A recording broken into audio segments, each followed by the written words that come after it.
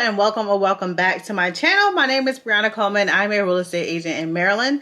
I have been licensed since February 2020, at the end of February, right before the pandemic. And I want to talk about how much I made my first year in real estate.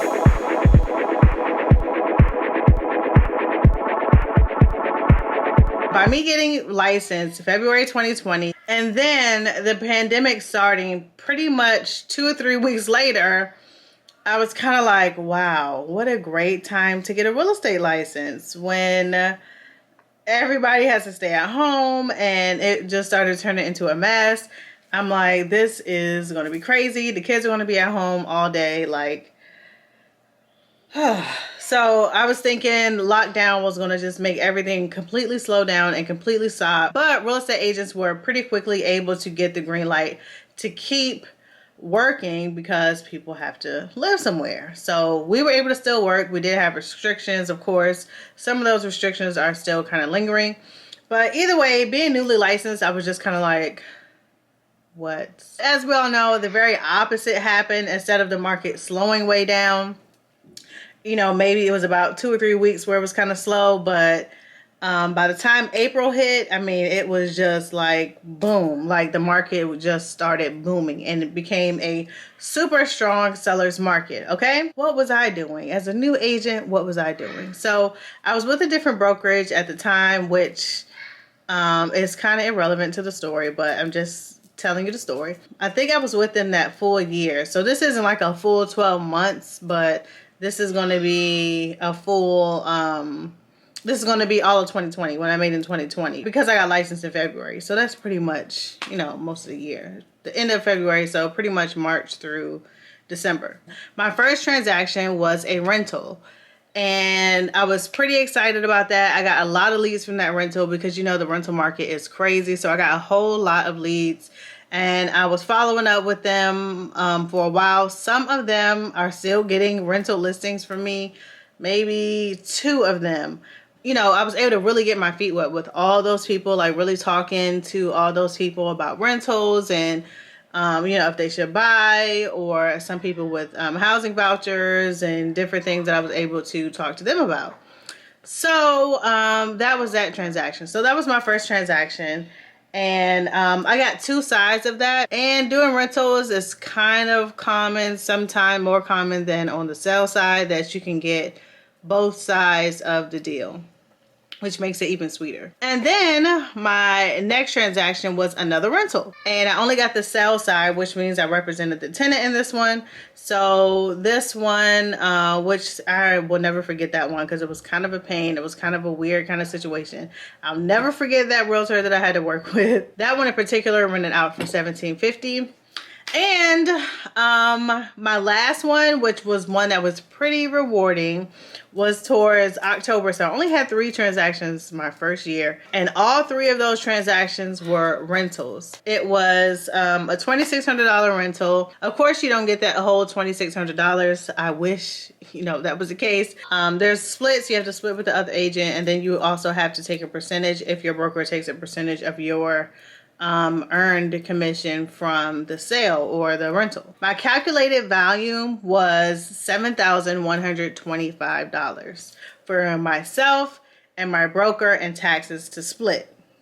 So pretty much when it's all said and done, I probably made less than, not including taxes. We're not going to include taxes actually on this. So when it's all said and done, I probably made less than like $5,000 take home. So all things considered, I felt okay about the volume that I did that year. It was my first year. I know sometimes you don't get any transactions in your first year, and then some people start out and they just hit the ground running, and they're like freaking rock stars. I felt like I didn't really quite have the tools that I needed, and I was definitely still working a full-time job at that time. I really couldn't even blame it on the job. I don't know. I just did not have any like sales. I only did rentals. I am happy about the people I met that year, being at that broker, to know what to look for in a broker and what I actually want. Now, in my first year, I think I learned no matter how difficult or tough the market may seem, you really never know what's going to happen. And that's most of the reason why people now are trying to figure out what's going to happen. Mostly everyone thought that it was pretty much going to shut down the business of real estate when the pandemic happened. Now people are talking about the market crashing. You really don't know what's going to happen. And that's why I tell people, if you want to buy a house and you can afford to buy that house that you want, buy the house. That way, if you buy the house and the market does go down, then you're not thinking like, oh, my house depreciated. You're not going anywhere. You've already locked in your rate. Your rent can't go up on you. You have your house. Buying a house always gives you options, but that's not what this video is about. This video is about my first year in real estate. So yeah, so that's what I made, about a little less than like $5,000 my first year in real estate. I did not hit my first goal of, I think I wanted to do 1 transaction a month, which I did do 3, but I was really kind of referring to 12 sales. And the rental market, and I learned quickly too my first year, that the rental market is really harder to work right now than the seller's market. It really is. You know, you get somebody that contacts you, and it's not like a pre-qualification process like I talked about in my other video if you haven't watched it. But there's not like a pre-qualification process. So it kind of just depends on the landlord. There's no like place you go to say, okay, you're rental approved or you're rental qualified. So it just depends kind of like on the landlord. For the most part, like 600 credit score is about minimum. For the most part, those rentals are really a beast to work. I only take a few rentals now at a time. From that year, I said, you know, being a new agent, I said, I don't care what it is. If it's a sale, if it's a rental, I'm going to work it. After that first year, I said, you know what, I'm going to have to slow down on the rentals because it's a lot harder. And to be frank, it's a lot harder and less money than working sales. But I don't fill my schedule up and just take a bunch of folks that are looking to rent as much anymore, because it kind of yeah, I already explained it, but yeah, so that's what I learned my first year. And maybe I'll do a second year what I made last year, but I feel like it's a little bit too new, a little bit too fresh. This year, my 3rd year that I've done already, my first and second year put together. And it's only August. Yeah, so this year is shaping up to be, it's already the best year I've had in real estate so far.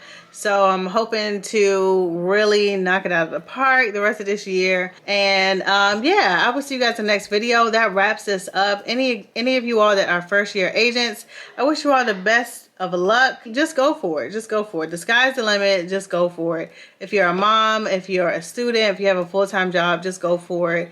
Don't quit. Keep it going. Please like, comment, and subscribe to my channel. I talk about a lot of different things, all real estate, home decor, everything. And thank you so much for watching. I will see you in the next one. Bye.